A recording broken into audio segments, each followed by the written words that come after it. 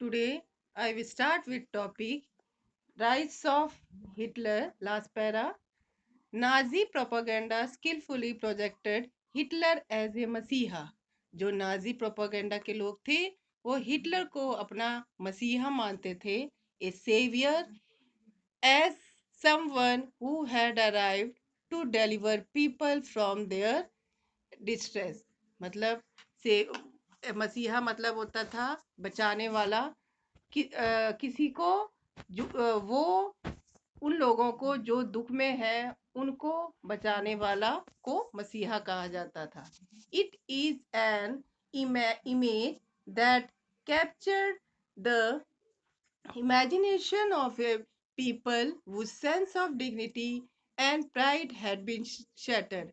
और ये माना जा रहा था कि जो वो लोग हैं उनकी जो आत्मसम्मान था और उनका जो गौरव था वो पूरी तरह से खत्म हो गया था। And who were living in a time of acute economic and political crisis. और वो लोग उस वक्त वो लोग इकोनॉमिक और पॉलिटिकल क्राइसिस से गुजर रहे थे। Now the destruction of democracy on 30 January 1933 president Hindenburg A offered the chancellorship, the highest position in the cabinet of minister, to Hitler।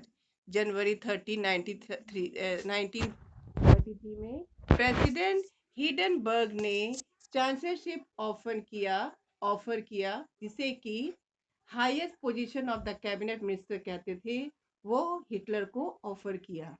Bye now Nazis has had managed to rally the conservative to their cause। अभी तक जो Nazis थे वो conservative को rally करने में manage किया था उन्होंने, और उसका कारण भी जाना था। हैविंग एक्वायर्ड पावर, जब हिटलर ने पावर को गेन किया, Hitler set out to dismantle the structures of democratic rule. तो जब वो पावर में आए हिटलर तो उन्होंने जो डेमोक्रेटिक स्ट्रक्चर था उसे डिसमेंटल मतलब उसको तोड़ दिया। A mysterious fire that broke out in the German parliament building in February facilitated his move. एक मिस्टीरियस फायर ब्रोक हुआ जर्मन पार्लियामेंट में, जो कि पार्लियामेंट बिल्डिंग में फरवरी में। इससे सब लोग बहुत ही ज्यादा प्रभावित हुए। The fire decree of 28 February 1933 indefinitely suspended civic rights such as the freedom of speech, press and assembly that had been guaranteed by the Weimar Constitution। और फायर डिक्री जो कि 28 फरवरी 1933 में हुआ था, उसने कई लोगों के जो राइट है उसे खत्म कर दिया, जैसे कि फ्रीडम ऑफ स्पीच, प्रेस और असेंबली, जो कि वेमर कॉन्स्टिट्यूशन के द्वारा गारंटीड हुआ था। Then he turn on his arch enemies, फिर वो अपने जो उसके एनिमीज थे उसके, जैसे the communist, most of whom were hurriedly packed off to the newly established concentration camp। और ये जो एनिमीज थे वो जल्दी से जो नए एस्टेब्लिश कंसंट्रेशन कैंप्स थे वहाँ पे बने हुए थे उसमें वो लोग चले गए। The repression of the communist was severe, और जो कम्युनिस्ट का जो रिप्रेशन था मतलब जो उनका खत्म हुआ था वो बहुत ही ज़्यादा सीवियर था। Out of the surviving 6,800 arrest files of Dusseldorf, a small city of 500,000 population, और इसमें से जो बचे थे उसमें से 6,800 ने फाइल्स जो थी वो अपनी दायर की, और डसेल्डॉर्फ एक स्मॉल सिटी थी जिसमें 500,000 पॉपुलेशन थी, और 1,440 were those of communist alone. और उसमें से 500,000 उसमें से जो 1440 थे वो कम्युनिस्ट थे। They were however only one among the 52 types of victim persecuted by the Nazis across the country। और इसमें से 52 टाइप्स के जो विक्टिम्स थे वही नाजीज के द्वारा परसिक्यूटेड हुए थे, मतलब नाजी ने उन पे अत्याचार किए थे। On 3rd March 1933 the famous enabling act was passed। और 1933 में a famous enabling act पास हुआ। This act established dictatorship in Germany. और इस जो एक्ट था इसने जर्मनी में डिक्टेटरशिप एस्टेब्लिश किया। It gave Hitler all the power to sideline parliament and rule by decree. और इसने हिटलर को सारे पावर्स दिए पार्लियामेंट के साइडलाइन में, और जो रूल जो कि लॉ के द्वारा थे वो भी सेटअप किए। All political parties and trade unions were ban. और जो सारी पॉलिटिकल पार्टीज थी और जो ट्रेड यूनियंस थे वो भी बैन कर दिए गए, except for the Nazi party and इस एफिलिएट। केवल उसमें जो नाजी पार्टी थे और जो उससे कनेक्टेड ऑर्गेनाइजेशन थे वो बैन नहीं किए गए, और पॉलिटिकल पार्टीज और ट्रेड यूनियन बैन कर दिए गए। The state establish control over the economy. और स्टेट ने पूरे इकोनॉमी में कंट्रोल कर लिया। Media, army and judiciary. Media में, आर्मी में और जुडिशरी में कंट्रोल कर लिया।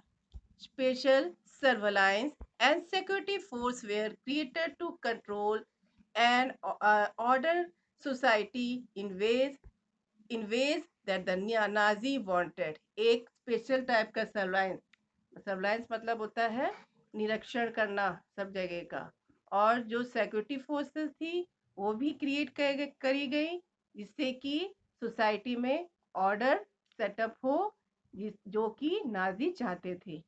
Apart from the already existing regular police in green uniform and the SA or the stormtrooper, these included the Gestapo। जो पुलिस थी ग्रीन यूनिफॉर्म में, और जो ऐसी थी, ऐसे मतलब स्टॉर्म ट्रूपर, इसमें ये गेस्टपो, गेस्टपो बोलते हैं सीक्रेट स्टेट पुलिस को, और एसएस होता है the protection squad, criminal police and the security service was also included। It was the extra constitutional power of these newly organized forces that gave the Nazi state its reputation as the most dreaded criminal state। और ये जो criminal ये police थी और जो security device था, इसने ये सारी एक्स्ट्रा कॉन्स्टिट्यूशनल पावर थी, न्यूली ऑर्गेनाइज ये जो सारी फोर्सेस थी, इनके लिए इसे एक्ट ऑफ कॉन्स्टिट्यूशनल पावर कहा गया। इसने नाजी स्टेट को एक बहुत ही अच्छा स्थान दिया, जो कि जिसने कि इसको एक क्रिमिनल स्टेट बना दिया। People could now be detain in Gestapo torture chamber.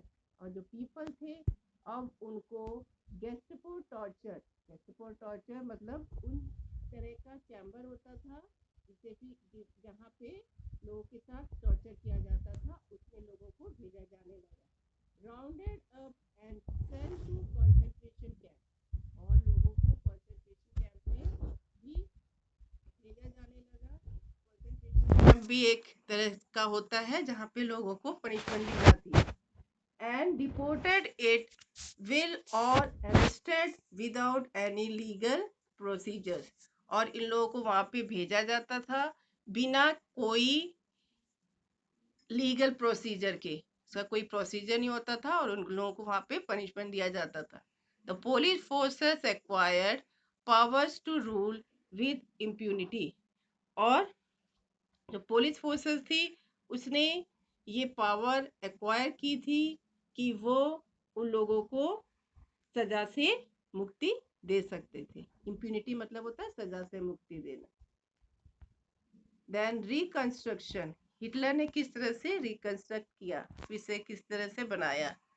Hitler assign the responsibility of economic recovery to the economist Hajmal Sachet, who aimed at full production and full employment through a state-funded work creation program. Hitler ने जो उसके देश में जो economic crisis चल रही थी उसको फिर से वो किस तरह से डेवलप हो, किस तरह से रिकवर हो, ये रेस्पॉन्सिबिलिटी उसने एक इकोनॉमिस्ट जिसका नाम था हेजमल सचेट उसे दिया और उसने ये कहा कि वो इस जर्मनी को पूरा प्रोडक्शन देगा और लोगों को एम्प्लॉयमेंट देगा with a state funded work and creation program, मतलब वर्क क्रिएट प्रोग्राम करके वो लोगों को एम्प्लॉयमेंट देगा। This project produce the famous German super highways and people's car the Volkswagen. और उसने एक प्रोजेक्ट प्रोड्यूस किया जिसको कि फेमस जर्मन सुपर हाईवेज कहा गया और पीपल की कार कहा गया, people's car Volkswagen. In foreign policy also Hitler acquired quick successes. Foreign policy में भी हिटलर ने बहुत जल्दी जल्दी सक्सेस गेन की। He pulled out of the League of Nations in 1933. उसने लीग ऑफ नेशन को तुरंत हटा लिया 1933 में। He reoccupied the Rhineland in 1936 और राइनलैंड को फिर से रीऑक्युपाई कर लिया 1936 में। And integrated Austria and Germany in 1938। Austria और जर्मनी को फिर से इंटीग्रेट मतलब फिर मिला लिया इन 1938 में अंडर द स्लोगन, स्लोगन के अंडर में one people one empire and one leader. और उसने स्लोगन बनाया he then went to rest German speaking. और उसने फिर से फोर्सिबली पुल किया जर्मन स्पीकिंग जो कंट्री का नाम था सुडेनलैंड, किससे उसने उसको ले लिया, चेकोस्लोवाकिया से। And गॉबल्ड up the entire country, और पूरे कंट्री को हड़प लिया। In all of this he had the unspoken support of the England. और इन सब में उसको अनस्पोकन सपोर्ट इंग्लैंड से मिला था, which had considered the Versailles verdict too harsh, जो कि वर्सलाइज जो ट्रीटी थी उसे बहुत हार्श समझता था। This quick successes at home and abroad seems to reverse the destiny of the country. इस तरह से जो उसको इतनी सक्सेस मिल रही थी घर में और अब्रॉड में, उसने कंट्री के भाग को पूरा पलट के रख दिया। Hitler did not stop here, Hitler यहाँ पे स्टॉप नहीं हुआ। सचेटेक had advised Hitler against investing hugely in rearmament as the state still ran on deficit financing। और उसने बोला हिटलर से कि वो रीआर्मामेंट प्रोसेस चलाए, वो प्रोसेस जिसमें मिलिट्री फोर्सेस को एक्यूप करना विद सप्लाई ऑफ वेपन, उसे बोलते हैं रीआर्मामेंट। क्यों? उस वक्त जो स्टेट था वो फाइनेंसिंग, जो फाइनेंस से जूझ रहा था, मतलब फाइनेंशियल प्रॉब्लम थी। जो कॉशियस पीपल थे however had no place in Germany, जो बहुत ही जागरूक लोग थे उनका नाजी जर्मनी में कोई भी जगह नहीं थी। Schacht had to leave, Schacht को छोड़ना पड़ा वहां से। Hitler chose a war as the way out of approaching, और हिटलर ने वॉर को चुना जिससे कि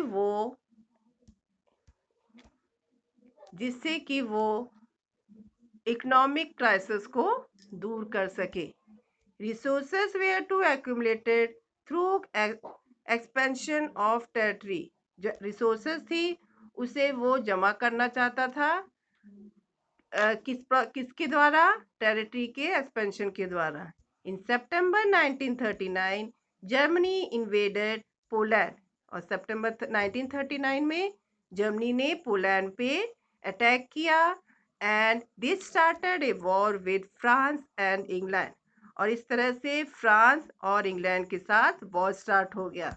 इन September 1940 a tripartite pact was signed between Germany, Italy and Japan, और ट्राइपार्टाइट साइन हुआ जर्मनी, इटली और जापान के बीच में। Strengthening Hitler's claim to international power, और इससे जो हिटलर था वो पूरा एक इंटरनेशनल पावर बन गया। जो पपेट रेजिम्स थे, जो पपेट शासन काल था वहां पे, supportive of Nazi Germany were installed in a large part of Europe.